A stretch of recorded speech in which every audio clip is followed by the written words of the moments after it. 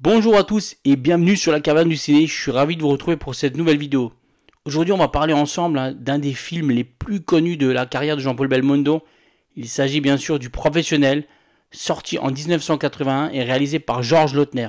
Un film que j'ai vu un nombre incalculable de fois et qui me plaît toujours autant. Alors je vais essayer aujourd'hui de vous donner vraiment envie de découvrir ou de redécouvrir ce film. Comme vous le savez tous, maintenant je suis un grand fan du cinéma français des années 60, 70, 80. Le cinéma de papa, comme on pouvait l'appeler. J'ai littéralement grandi, moi, avec Jean-Paul Belmondo, Louis de Funès, Jean Gabin, Bourvil, Jean Rochefort, Lino Ventura, etc. Et je suis vraiment content de pouvoir les mettre en avant aujourd'hui sur YouTube. Je pense vraiment que ce genre de cinéma mérite vraiment d'être mis à l'honneur. On n'en parle pas assez. Car il démontre vraiment le savoir-faire français du cinéma à cette époque. Oui, on avait de grands acteurs, de grands réalisateurs et de grands scénaristes. Alors j'espère que vous êtes confortablement installés chez vous ou ailleurs et que vous êtes prêts à me suivre en direction de Paris sur les traces de Jocelyn Beaumont. Allez go, c'est parti. Pourquoi vous faites-vous si rare à la télévision? Parce que d'abord je fais du cinéma, donc il faut que les gens aillent me voir au cinéma et pas à la télévision. Alors le Professionnel, c'est quoi?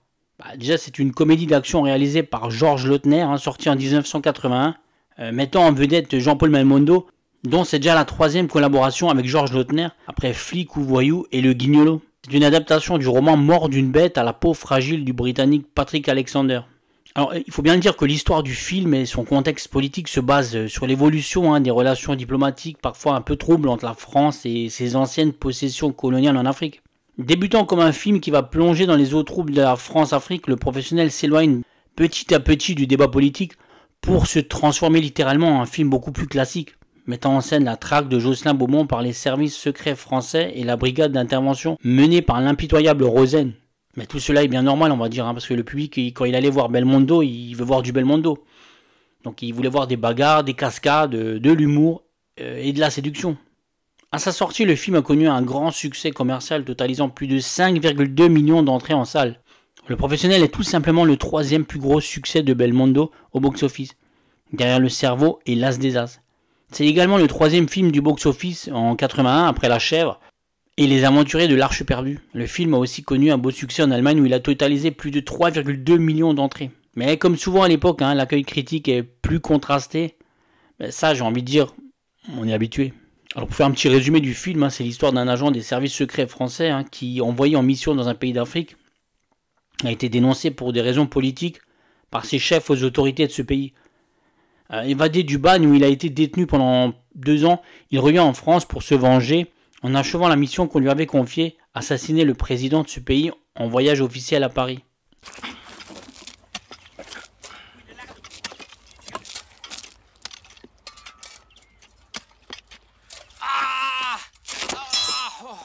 Il faut savoir qu'à l'origine, Belmondo avait pour projet de tourner un film qui s'appelle Barracuda, inspiré en partie de l'affaire Françoise Claus, qui était retenue en otage au Tchad de 74 à 77, et qui se transformant en une affaire d'État.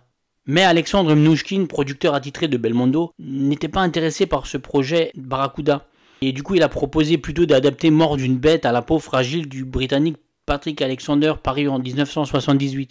Belmondo, ayant lu le livre qu'il a trouvé bon et voulant faire un film sérieux après Le Guignolo, suit les conseils de son producteur en lançant l'adaptation cinématographique. La réalisation est alors confiée à Georges Lautner. L'adaptation du roman est confiée à Michel Audiard, qui s'attelle dès lors à l'écriture du scénario et au dialogue. L'action du roman, qui se déroule en Angleterre, est transposée en France pour les besoins du film, dont la première mouture du scénario qui respecte certains dialogues du livre n'enthousiasme guère Belmondo ou Georges Lautner. Le célèbre dialoguiste Michel Audiard avait en effet commis un hors-sujet. Francis Weber raconte dans ses mémoires avoir été appelé par la production pour intervenir en tant que script doctor afin de remettre d'aplomb le scénario en collaboration avec Michel Audiard. C'est sans doute par vous que le tueur va tenter d'agir. S'il vous contacte, essayez de le retenir. Si je refuse? Si tu refuses, tu auras un accident. Et Jeanne, je vais leur en faire paver. Alors niveau casting, le Professionnel bénéficie d'une solide distribution, avec notamment Robert Hossein, qui est vraiment excellent dans le rôle du commissaire Rosen, un flic violent n'hésitant pas à user de tous les moyens pour coincer Beaumont. Belmondo a suggéré à la production de l'engager pour qu'il soit vraiment confronté à un acteur d'envergure qui lui tient tête et lui donne la réplique. On retrouve également des acteurs ayant déjà tourné avec Bébel, comme Jean de Sailly, Elisabeth Margoni, Bernard-Pierre Donadieu, ainsi que ses amis toujours, hein, Michel Bonne et Pierre Vernier. Je ne dirai rien. Je n'ameuterai pas l'hôtel, je ne poserai pas de questions, mais dehors! Alors comment ne pas évoquer toutes ces punchlines, ces répliques savoureuses, hein, qui vraiment nous restent en mémoire. Essaye d'avoir l'air aussi con que nature. Jos Beaumont, espionnage et châtaigne. Oui? Monsieur Wolfoni, aux gazeuses et gélatis? Oui? Jos Beaumont, espionnage et châtaigne. Scène qui rappelle bien évidemment les tontons flingueurs. Ou alors, si t'étais en cavale, t'irais chez ta femme? Moi? Non, j'irais chez la tienne. Le croissant, c'est pour mon ami. Le croissant, c'est pour mon ami. Et si on parle du professionnel, forcément, on doit évoquer sa musique.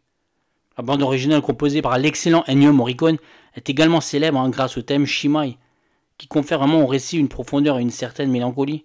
Composé quelques années auparavant, pour un autre long métrage, le film avait été un échec, et le morceau resta méconnu jusqu'à ce que Belmondo l'écoute et décide de l'intégrer au professionnel. Choix gagnant, puisque le film, tout comme la musique, connaîtront un très grand succès. Shimai sort même en single et devient disque d'or en 81. A savoir que cette piste a également été utilisée lors de la cérémonie d'hommage national à Jean-Paul Belmondo aux Invalides le jeudi 9 septembre 2021. Aucune importance. J'ai ce qu'ils appellent l'avantage de la surprise.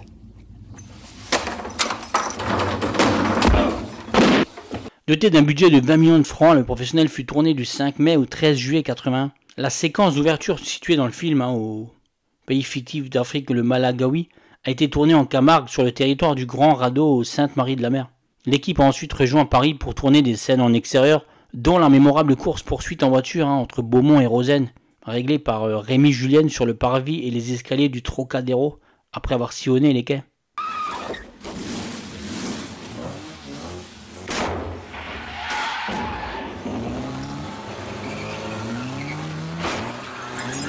Et la fameuse séquence de clôture du film, quant à elle, était tournée au château de Maintenon en Eure-et-Loire. A noter que la fin, telle qu'on la connaît, n'était pas le choix des producteurs. Alors bon, là, pour ceux qui n'ont jamais vu ce film, je suis obligé un peu de spoiler. Éteignez le son.